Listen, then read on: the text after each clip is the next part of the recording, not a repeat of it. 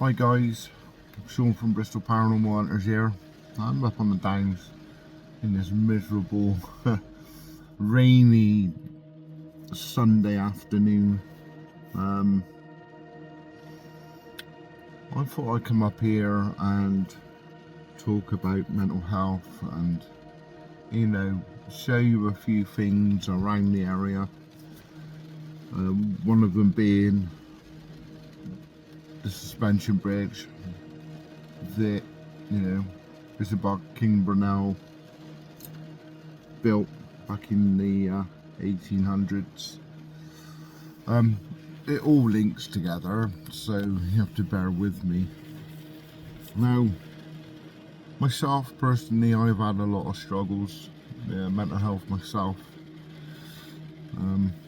Being an ex-alcoholic for many years. My wife Sandra, she saved my life on a number of occasions. It all stemmed back to my childhood. Some really awful, a real awful childhood. My brother died in my arms, and that later on as an adult kind of swayed me into the paranormal and the channel that I have today. I've seen them at the bottom of my bed and the night I got home from the hospital, doing this, look like a negative photograph sort of look, weird, really not a mark on him. Two cars hit him, unfortunately. Craig, we were so close, and he was like my other leg. We were so alike, we were like twins sort of thing, and yeah.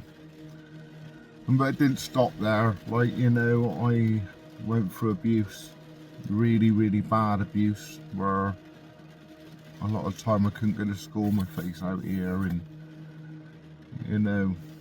from a stepfather sort of thing. But that kind of turned me not to a hatred kind of person, but to the person I am today. I guess it molded me into the way I think and feel. My feelings back then were battered out of me, and it took a long time for me to try and deal with a lot of my demons. I drank heavy because of that, a bottle of vodka in the morning, 48 cans during the day, another bottle before I went to bed, hiding it everywhere, ruined my relationships, ruined. I just wasn't the person that I really am. This is a problem with alcohol. It does destroy relationships, it destroys marriages, and you as a person. It took me 8 years for my gamma GTs in my liver to go back to normal. I went to stay with my wife, which she was just my girlfriend back then, in Holland, and my eyes went yellow, and skin, started going yellow. And she showed me a love. I didn't understand that. And she went off to the toilet one night, and we were 9 floors up in a block of flats, so you think the height of the rooms in Holland, the ceilings are a lot higher, so they're higher up buildings, and we got out on the balcony, stood on a wicker chair. I was like that, my feet just slipping, literally slipping from underneath me. Chair slipped back. As the chair slipped back, Sandra grabbed me by my hood and pulled me back through the door. If it weren't for her, I wouldn't be here today. It's not the only time I've tried to do things like that.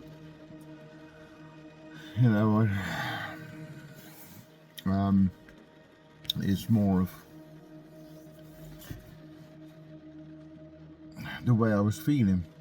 But I can tell you this, it ain't worth it. I woke up the next morning after the chair on the balcony incident, and I was frightened to death, not of San or anybody else but myself, of what I was actually capable of doing to myself. San then got up, sat me down, spoke to me, and said, "I love you enough to let you go." And she booked me flights back to England. It broke my heart. A week later, there was a knock on the door. Now in this time, I went cold turkey, hallucinations, sweats, convulsions. They say it's one of the worst drugs to get off of. It's worse than heroin. I was a mess. I had a knock on the door for about a week. It was San. I hugged her and broke down. And she looked me in the eye and she said, "Now do you get it?" I said with tears running down my cheeks, yeah, I do. I get it, I really do. And from that day to this, I never touched a drop of alcohol. We've been now together and married. You know, all in all, the whole relationship was 13 years dry. I had one relapse in that time for one day. Never again. My body seemed to have rejected it, and I was so ill. So ill. You know, just walking down supermarkets, down the aisles and going past a beer and stuff like that was so hard for me. At one point, just sitting in a pub with people, drinking, and I'm sat there with a pint of orange juice. It was very difficult, really hard. Really hard, but I knew I had to do it. And then a miracle happened and we had Kaylin. She had 3 miscarriages and you know, we moved to England, moved back here and she fell pregnant. Being that she needed the green light to get pregnant, I didn't want any more children because I didn't want to be a part-time father. I was already one of them. And I want no father. The beer was my everything back then. My relationship was with the bottle. You see, I got abused in more than one way, also in a sexual manner, in my childhood. So it was a lot to take on, you know, as a human being. At the end of the day, I'm the person I am today because of what I went through, I guess. I decided to choose a path. The wrong one or the right one? I chose the right one, so I hope to believe. And San always said, in time your life will get better and better, and it has. I've got a lovely wife. I've got a lovely son, Kaylin, out of that. And now my 2 boys that I've missed so much for many years, which is another relationship that broke down because of my alcoholism. I'm now back in my life. Liam is now part of my team, and I am so proud of them. They have turned out beautiful men, and their mum has done a fantastic job with or her husband now. You know, and I thank the guy from the bottom of my heart, because I wasn't there. See, I had Sandra to help me through. A lot of people don't have that. They try the inevitable, like I tried. Which brings me to this bridge. People have jumped from there through mental health. So many lives lost. And for what? Because they feel alone, unwanted, unloved, whatever it may be. It's soul destroying. You don't know, 1 minute you're there talking, the next minute you don't even think about it. You just go to do it. You don't tell no one. The people that tell others that they're going to kill themselves, or they feel like killing themselves, they won't do it. It's the people like myself that stay silent. I'm not proud of my past. I'm not proud of what I was. I'm absolutely devastated that my life turned out that way, and I lost many years. You know, even my brother Ryan went through hell, still goes through hell. He has antidepressants and tablets for his ADHD because he's severe ADHD. And when he don't take those tablets, sometimes he goes so low, and he's also got tablets to control his anger because he doesn't understand feelings and stuff like that, and he gets out of control and he takes it out on others. And people judge him for that. They don't really know him, they don't get the time to know him. All they know is the aggressor. I've got to keep reminding him to take his tablets because they're helping him. Some people get the wrong end of him, and it could be even an opinion when it's not our opinion to be a part of. If Ryan feels hurt, he gets close to someone and he ain't taking his tablets and he feels like he's been kicked in the teeth, yeah, he's going to get angry, and I get that. But what comes out of his mouth doesn't think of that other person.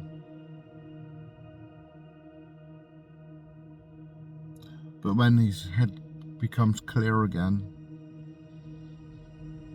he's so apologetic, and you got to remind him of what he said and stuff like that. So there's not just me in the world, there's thousands and thousands of people, especially men. They don't talk about it because they feel it's a sign of weakness. Well, it's not. My wife is an ex-A&E nurse, matron, worked in the morgue, worked with children, and that's why she was able to help me so good. And she's always been so understanding. We've never even argued for 13 years. Not once. We lay and go to bed and chat. And if we disagree on something, we talk about it. Not many people can do that. So yeah, this bridge, it's been haunted. Suitcases of bodies have been left on it not so long ago. It was all plastered all over the news. Human beings are vile. Some human beings are so evil it doesn't comprehend. So when people go to that bridge without even thinking, and jump and lose their lives. Ryan knows someone. She has a friend that lost his sister that did exactly that. We found her on the you got like a tunnel thing that goes under the bridge where for the cars.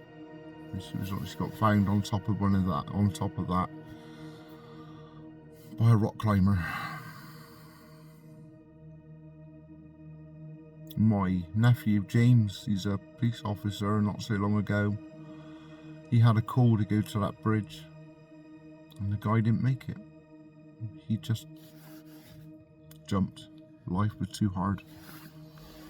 And see now, all of life for us all is really, really hard at the moment. You know, price of living and all the rest of it. But there is help out there. I'll drop it in the link below. Talking is a great healer. And there are associations out there that you can talk to. There's suicide awareness. There's also links for depression. Depression's a killer sometimes, and it's sad that people could do that to themselves, and they feel that they have to do that because the pain's too much for them. I'm one of the lucky ones. I escaped that way of life. I dealt with some of my demons. Yeah, now and again I get low, even now, and lock myself away. I don't shave for days on end. I'll shower, obviously. Don't talk a lot. I still battle with my feelings to this day because I don't really still understand what they are. As I said, they were hit out of me a long time ago. My dad passed away 2 years ago. I didn't even know how to cry, and yet he was my hero. I had no idea. Almost like I was numb, like, you know. Before that, a couple of months before, I closed my auntie's eyes. She died of cancer. Again, nothing. So now and again, you know, all these things come back to haunt you. But what I can say to all these people, men, women, even children these days, who are depressed and want to do these things, don't. Talking is a big, big thing. And when you do these things, on the way down, you probably think, I wish I never did that. Talk to someone is important. It could save your life, and you can go on to have a great life.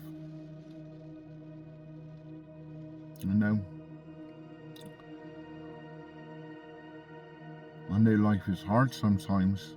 I know it's cruel, and there's a lot of people out there that are just vile. They like drama, hate, jealousy, and just out and out bitter. Take no notice of them, because at the end of the day, they're leading sad lives by being like that in the first place. You know, I'm obviously, you know, a YouTuber, obviously, and we get trolls, we get people that don't like us. You get people that we have walked away from because we know we have found out a lot about them, or we just don't click, or different opinions. We don't hate them. We don't. There's no bitterness. There's nothing. We just go the other way and do the best we can for the people who do care and do like us and do subscribe and do, you know, comment in my comment section and enjoy our content. I have no time for the people that don't. I will support anyone, anybody, or any channel, but you hurt my feelings is a big thing to me. To you it might be petty, to me it's massive, because you hurt my trust once. There's no turning back, and unfortunately I got to keep these people out of my life, and keep myself out of harm's way. I mean, it's still bloody raining, you know. I do want to take you to see the bloody bridge.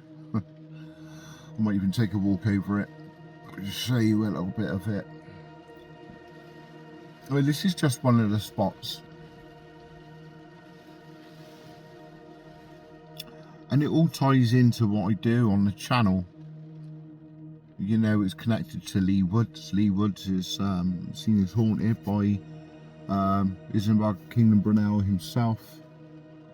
Supposed to be a banshee there. When you hear it scream, it means someone you love's gonna die. A woman in white. I don't know what that story's about. The people who've jumped off the bridge have been seen there. You know, so yeah, there's a lot of places in our Bristol centre that are haunted. The Hatchet, you know, the Landogger, most of which you can't get in and do because they won't allow you to. You know, the Hippodrome, Colston Hall, all these places. Now this bridge go back to the 1800s and before. How it looked years and years ago is totally different. You got the Clifton Railway tunnels, how they are now, and then this is how they are years ago. The Portway, how it is now, and how it was years ago. Many massive changes. Many massive changes in England. Life was so different.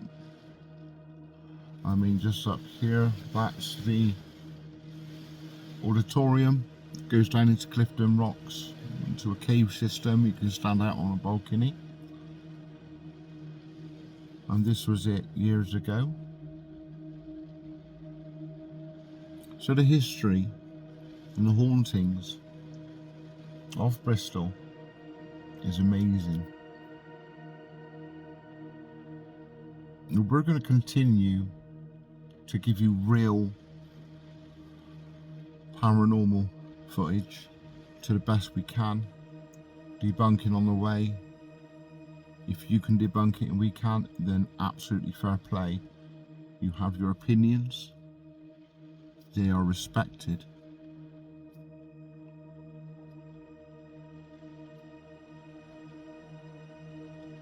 But Lee Woods travels all the way down to Pilning. You got Black Boy Hill, Town Centre, Burnham Downs, Goats in the Gully.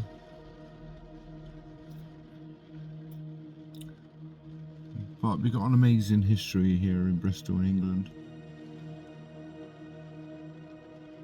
You know, but mental health.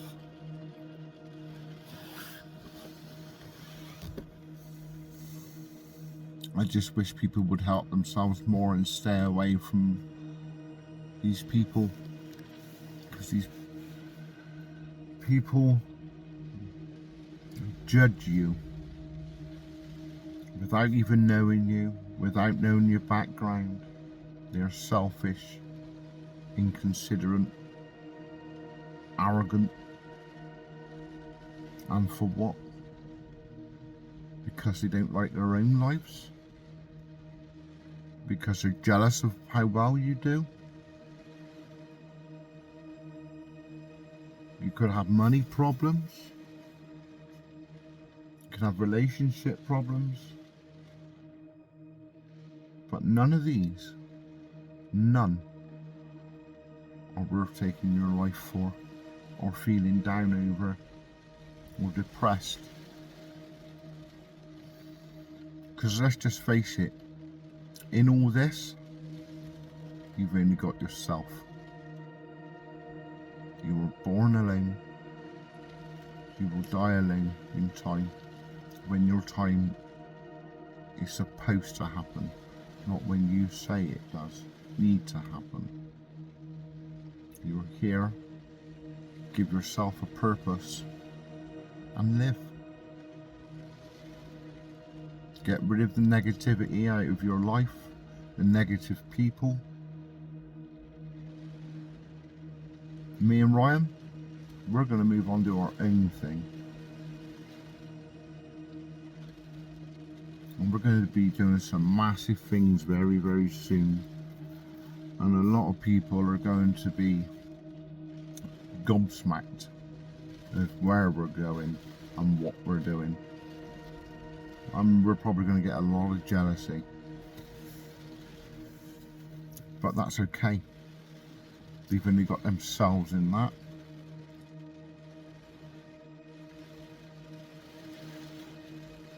And I hate rain.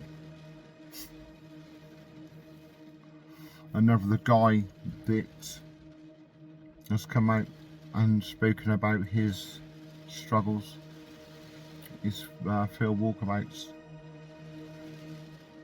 That guy and his Mrs. Donna and their beautiful little newborn Harper, amazing people. We're going to be working with him a lot. Go and give him a look. He just spoke about his mental health and his struggles, and also gives a lot of good support and advice. And this is what I'm offering you. If you have these feelings and this hurt and you feel you can't go on no more, please click on the link below. They'll leave you about 2, maybe more. See what I can do for you. And a phone number. Go to that website and please talk. No one or nothing is worth taking your life for. Struggles can be overcome, and I'm proof of that. I'm still here. Wednesday I'm 50 years old. I know I don't look like I'm 50 years old. But yeah, I'm going to be 50 on Wednesday. Monday, I don't know when this is going up, but Monday I'm doing a little bash on YouTube live for my birthday, early, so it's going to be good. Just take care of yourselves, man. Life's too short for all this bullshit. These other people that are trying to get you in life and everything else, they've got nothing better to do. Their lives must be absolutely horseshit because they're having a pop at you, or they're holding grudges, or they're holding malice, or you know what I mean, or want to just try and punish you. These people aren't worth even bothering with. They're just not. You know, you get people to say they're your friends, they're this or that. Are they? Because you can count your real friends, your real family on one hand. And that's the truth. People you think you trust end up breaking it. People you love walk away. That's life. That's hardship. But you overcome and you adapt to it. Now, there's only one thing, there are a few things I care about in life, and that's my little family. My brother and my sister Hayley, who's also done well, who's also been through this similar to me. My sister, look at Last Chance Mums on YouTube, Hayley. She was, because of her childhood and upbringing and everything else, she ended up on heroin, losing her children, destroying her life. Me and Sandra pulled her through that. She ended up in a place called Trevy House. And we ended up with a very, very good friend called Sasha. She is one of the TV presenters on Panorama. She made the documentary on Hayley and her journey and the women in Trevy House in Plymouth. Last Chance Mums to come off of all the drugs and help them. When you watch it, it'll probably break your heart. See, behind every single addiction or whatever, there's a story. There's a story behind everyone's depression and hurt and pain. And if you're too blind to see that and just take the piss out of people or judge them for what you see on the outside, you're a fucking asshole. And you should be ashamed of yourself. My sister made it. She got off the heroin. She ended up working with the people that helped her. She ended up helping other women get clean, giving them their methadone. She went on and done courses for firefighting, she passed. A pharmacist, she passed. All these different courses she went on. She's now absolutely fucking incredible. She didn't only have to get off the drugs, but she had to get off the alcohol. And she made it. And I've never been more proud of someone in my life than her. Last Chance Mums, go and watch it. I'll even try and find the link for you and I'll put it up on my post. So you see, it's still bloody raining. And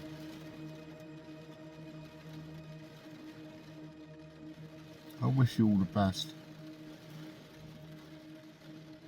All of you. All those people that don't speak to me and Ryan. All the people that have fallen out. I wish you all the best. We have no hate, no dramas, no nothing with you. You carry on doing what you do. But I won't be a part of fake people or just people that just want to cause aggro.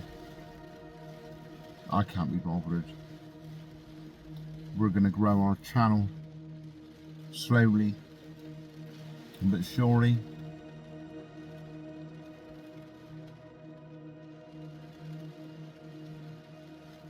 Anyway, I'm going to wait for this to die off and I'm going to try and get out there. So please bear with me, guys, and take care. Peace out.